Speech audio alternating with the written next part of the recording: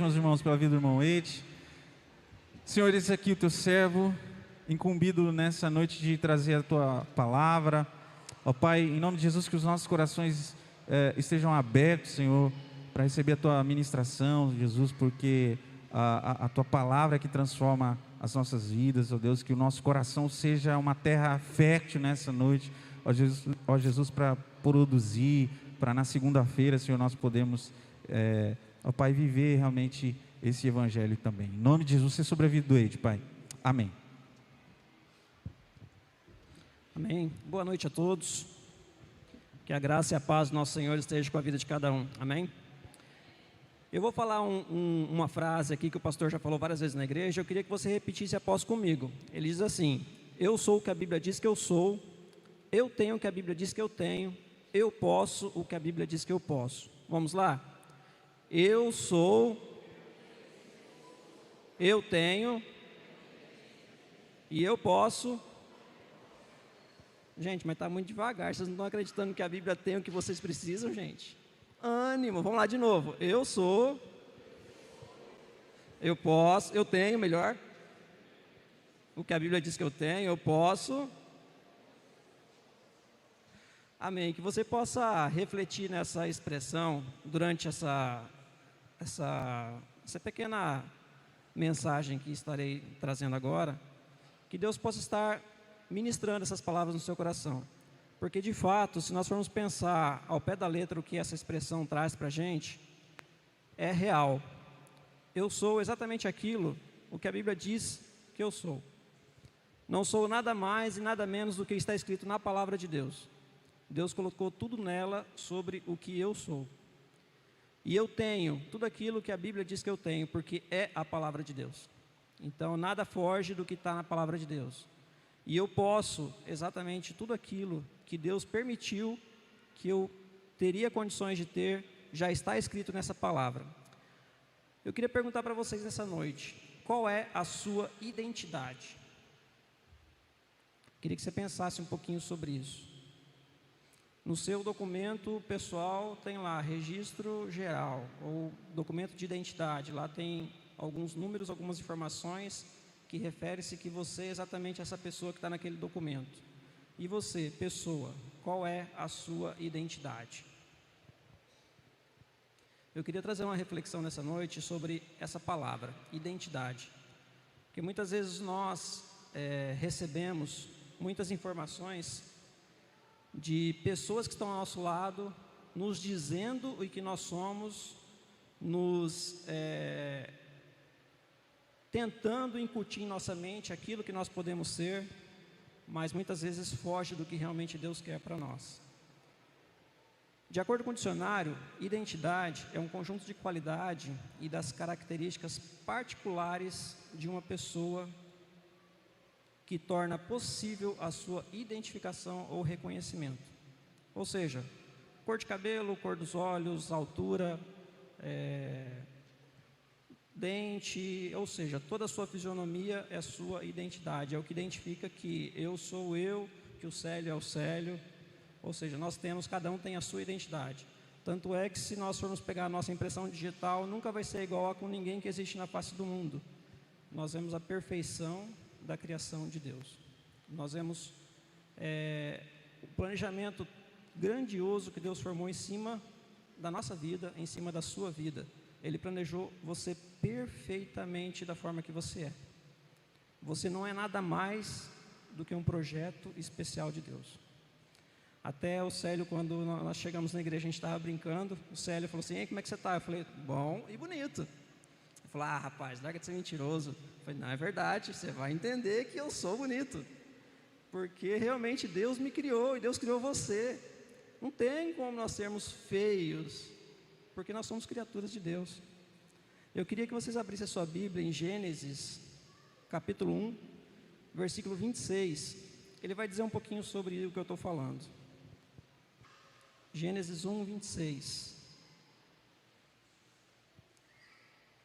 Aqui no telão está escrito assim: e disse Deus: façamos o homem à nossa imagem, conforme a nossa semelhança, e domine sobre os peixes do mar, sobre as aves dos céus e sobre o gado e sobre toda a terra, e sobre todo réptil que se move sobre a face da terra. Eu queria que deixasse esse versículo no telão, só após que for pedir um outro texto, você trocasse, só para que a gente pudesse visualizar esse texto. Ou seja, nós somos imagem e semelhança do nosso Criador.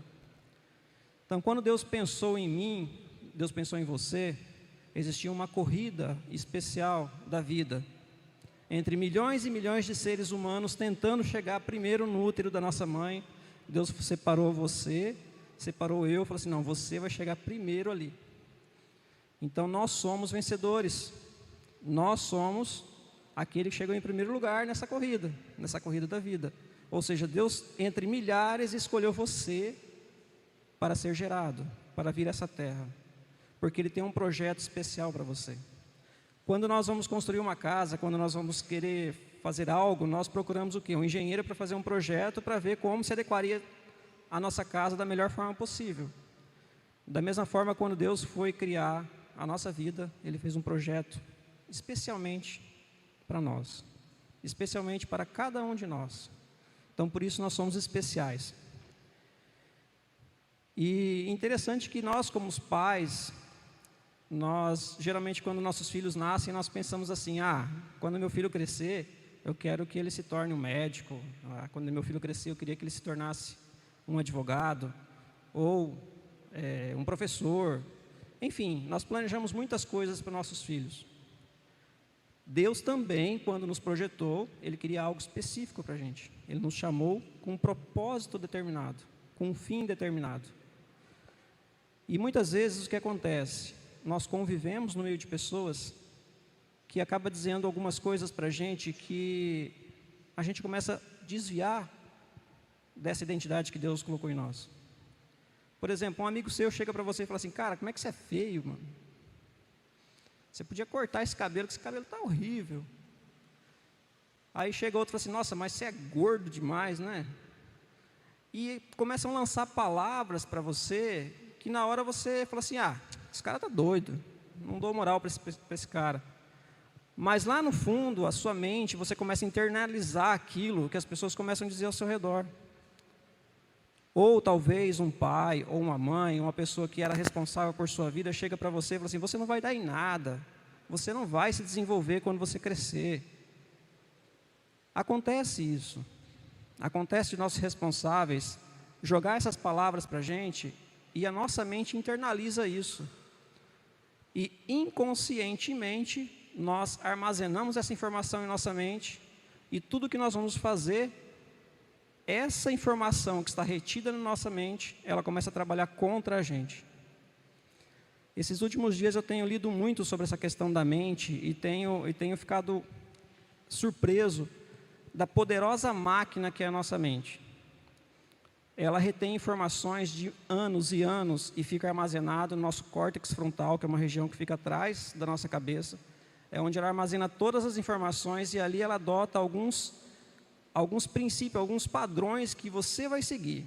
Quando você atinge um determinado momento da sua vida que o seu padrão bate com o padrão da sua mente que está internalizado, o seu corpo automaticamente reage contra aquilo que você está fazendo. Inconscientemente, você deixa de atingir um objetivo, um propósito a qual você estava querendo fazer. Por exemplo, estar aqui em cima hoje falando, para quem já está acostumado é fácil. Mas para quem ainda não tem um certo domínio, é difícil. Eu mesmo tenho algumas limitações de estar aqui falando no lugar que eu estou falando. Mas o desafio de vencer essa limitação que está na minha mente tem que ser maior do que aquilo que está me limitando.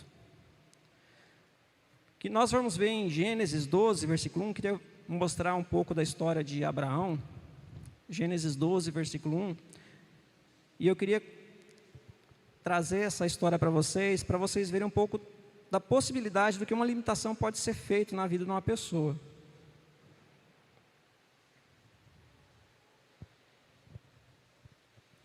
Gênesis 12, 1. Ora, o Senhor disse a Abraão, sai-te da tua terra, da tua parentela e da casa de teu pai, para a terra que eu te mostrarei. Pode deixar aí. Ou seja, sai. Deus falou para Abraão, sai da tua terra. Mas para onde? Se Deus chegasse hoje para mim e falasse, Ed, sai do meio dos seus parentes e vai. Eu falei, mas Deus, para onde? Como? Qual a condição? A minha limitação mental me bloquearia, não deixaria eu tomar essa atitude de sair, porque eu estaria limitado. Nós vemos que Abraão não deu importância às suas limitações, ele simplesmente saiu, ele foi. Ele pegou sua família, pegou seus filhos, sua casa e vamos. Obedeceu a Deus. Eu fico pensando a mentalidade de Abraão nesse momento, né? Poxa, ele morava na terra da Mesopotâmia. Não sei se muitos conhecem geograficamente essa região, mas era uma região muito rica, uma região muito próspera. E de repente chegar para Abraão, ó, sai daqui porque eu não quero você mais aqui nesse lugar. Mas Deus, sair da Mesopotâmia, um lugar que é próspero, e ir para onde nessa terra que é tudo vasto, que é tudo deserto? Ou para qual região? Eu teria indagado Deus e eu teria essa limitação de, não Deus, aqui está melhor para mim.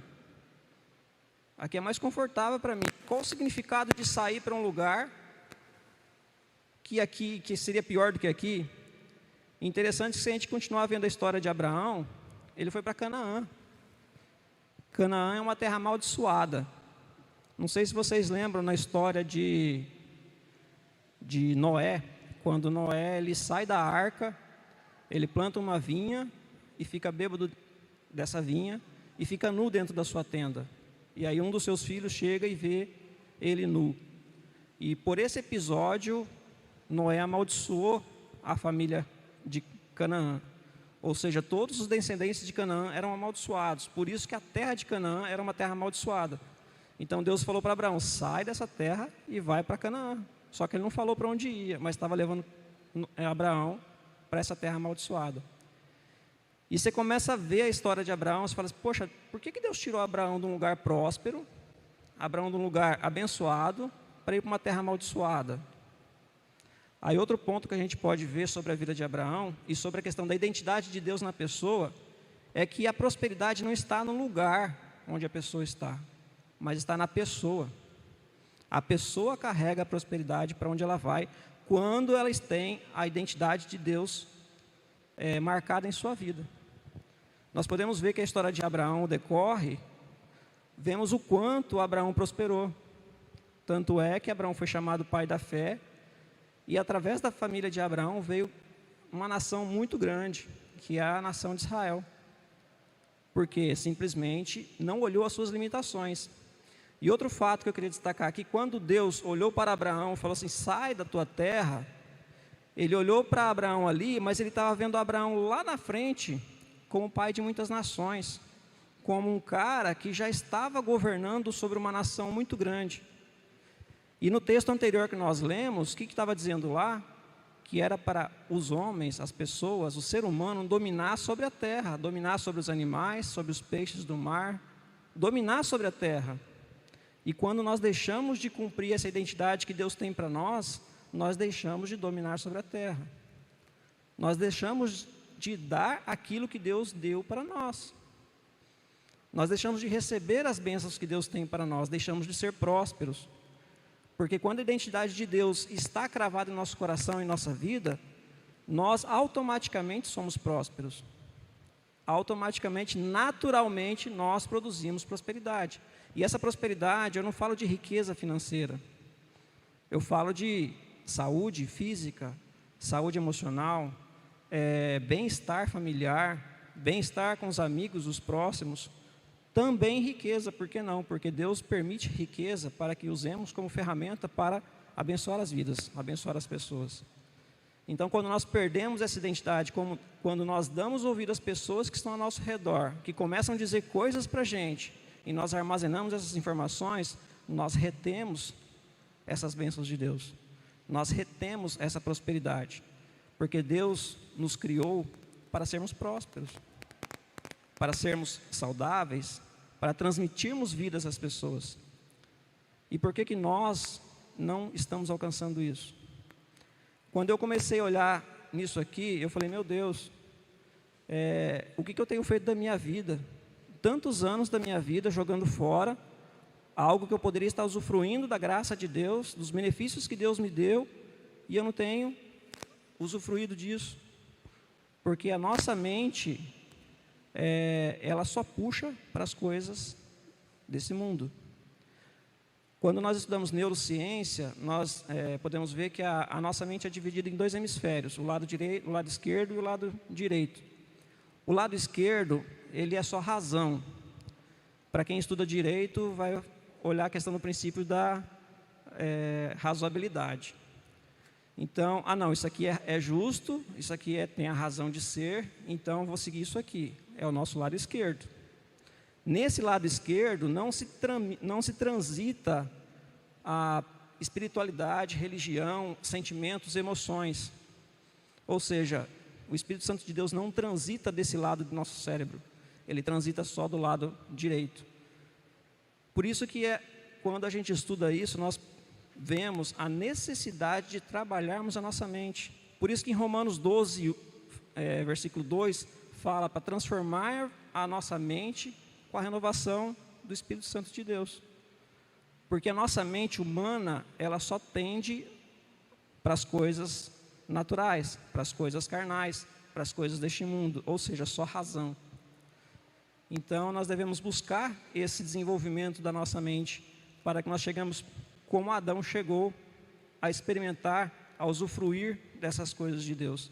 Da mesma forma que Deus projetou isso para Abraão, quando ele tinha o projeto da nossa vida, da sua vida, ele já nos via lá na frente como governantes, como pessoas prósperas, como pessoas bem-sucedidas. Mas no meio do caminho, nós resolvemos pegar alguns atalhos e aceitar o que as pessoas estavam nos dizendo. Você não presta, você não é isso. E isso começou a armazenar e trazer limitações para nossas vidas.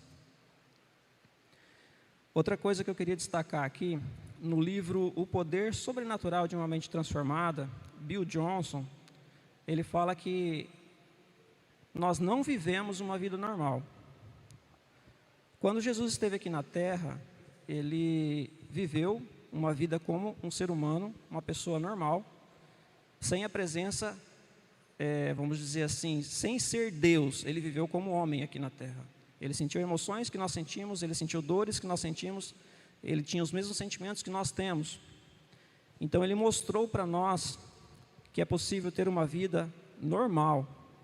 E essa vida normal que Jesus mostrou para a gente foi uma vida de cura, uma vida de milagres, uma vida cheia da presença de Deus, uma vida que transbordava amor às pessoas que passavam ao seu redor, uma vida que arrastava multidões a Ele, porque Ele realmente mantinha a presença de Deus em sua vida. Então, Bill Johnson, ele fala nesse livro justamente sobre isso. Essa é a vida normal que Deus projetou para a gente. É isso que Deus quer para a nossa vida. E eu comecei a pensar sobre isso e fiquei triste comigo mesmo, porque, poxa, como empresário, eu sempre tenho buscado coisas novas para a empresa, tenho buscado formas de aumentar o lucro da empresa, tenho pensado em possibilidades de ter novos negócios. Nosso foco vai tão humanamente falando para as coisas deste mundo, que nós esquecemos do reino, que é algo tão maior, que é algo tão grandioso, que é algo incomparável com aquilo que a nossa mente quer. Eu falo assim, meu Deus, eu penso tão pequeno, eu penso coisa tão, que não tem valor nenhum, não tem significado, enquanto que Deus quer para a gente algo tão grande, que é o reino de Deus. Ele chama cada um de nós para fazermos parte desse reino. E como que nós vamos fazer parte desse reino? Redescobrindo a nossa identidade com Cristo. Redescobrindo o projeto a qual Deus fez a cada um de nós. Voltando à essência, lá atrás, para sabermos, Pai, onde eu desviei da rota aqui, me ajuda a voltar para o caminho. Porque Deus quer que tenhamos uma vida normal. onde pessoas do nosso lado que estão doentes sejam curadas, onde pessoas que estão do nosso lado estão passando necessidade sejam abençoadas, que o amor de Deus saia da nossa vida e seja expressa na vida das pessoas. Essa é uma vida normal que Deus quer de cada um de nós. Então eu queria deixar isso com vocês nessa noite. Eu tinha mais coisa para falar, mas eu acredito que isso reflete todo o sentimento que eu queria transmitir para vocês. Que busquemos de fato esse retorno à intimidade com Cristo, a trazer essa identidade de Cristo em nossas vidas. Que busquemos realmente de fato termos comunhão com Deus. Outro livro que eu tenho lido que me chamou muita atenção, ele fala O Segredo do Lugar Secreto. Eu esqueci o nome do autor. Ele fala do poder que nós temos quando nós entramos no nosso quarto, em secreto, nós dobramos nosso joelho e temos intimidade com Deus. Isso é algo que eu posso dizer assim, eu não tenho feito. Esse relacionamento com Deus teria que ser algo prioritário em nossa vida. Essa intimidade com o Pai deveria ser algo essencial na nossa vida. Depois que eu comecei a ler esse livro, eu tenho tentado a fazer isso. Eu estou tentando a fazer isso que o livro fala. Porque sem relacionamento com Deus, nada subsiste. Esse mundo que nós estamos aqui, falta muito pouco para ser destruído. Falta muito pouco para Jesus voltar e buscar a sua igreja e levar a sua igreja daqui. E todos os nossos recursos financeiros, os nossos investimentos, os nossos empreendimentos, patrimônio que nós temos, ficará tudo aqui.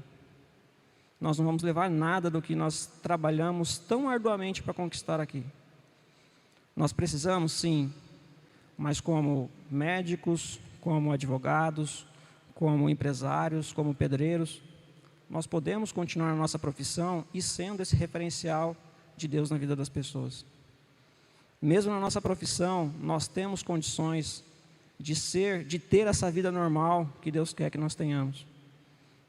Isso não impede de termos esse tempo de intimidade com Deus, esse tempo de relacionamento com o Pai, esse tempo de comunhão com Deus. Esse é o nosso maior amigo, Ele é o nosso maior amigo. Está esperando que nós tenhamos essa atitude com Ele, de buscá-lo, de querer estar perto dEle. Eu queria nesse momento convidar você que por acaso tenha ouvido alguma coisa de alguém e tenha ficado na sua mente e que essas palavras de alguma forma te travou. Eu queria que você viesse aqui à frente para que a gente pudesse orar. Se um pai ou uma mãe ou um tio ou um avô falou alguma coisa para você e que de repente isso trouxe algum bloqueio na sua vida, eu queria te convidar para vir aqui à frente.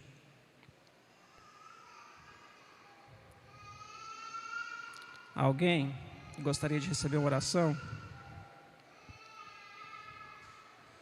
Se não, vamos colocar em pé. Vamos orar nesse momento. Pai amado, eu quero colocar nas Tuas mãos, ó Deus, as nossas vidas. Sabemos que somos falhos, sabemos que somos pequenos, ó Deus, diante da Sua grandeza. E sabemos que nossos pensamentos muitas vezes nos diminuem cada vez mais diante da Tua grandeza, Pai.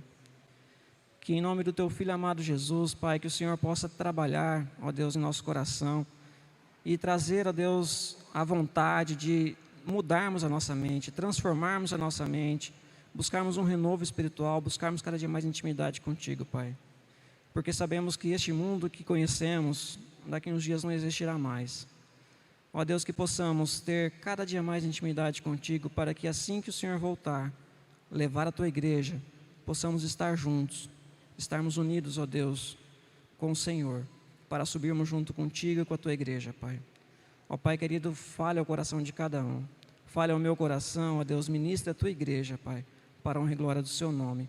Eu peço a Sua bênção, ó Deus, para o início dessa semana, que em nome de Jesus o Senhor possa derramar da Tua graça, da Tua unção, ó Deus, da Sua prosperidade sobre a vida de cada um. E, ó Deus, que o Teu Espírito Santo continue falando, continue, ó Deus, a tocar na mente de cada pessoa. Eu Te adoro e Te exalto por tudo em nome de Jesus. Amém, Senhor. Amém. Que Deus abençoe a todos. Tenham uma excelente semana.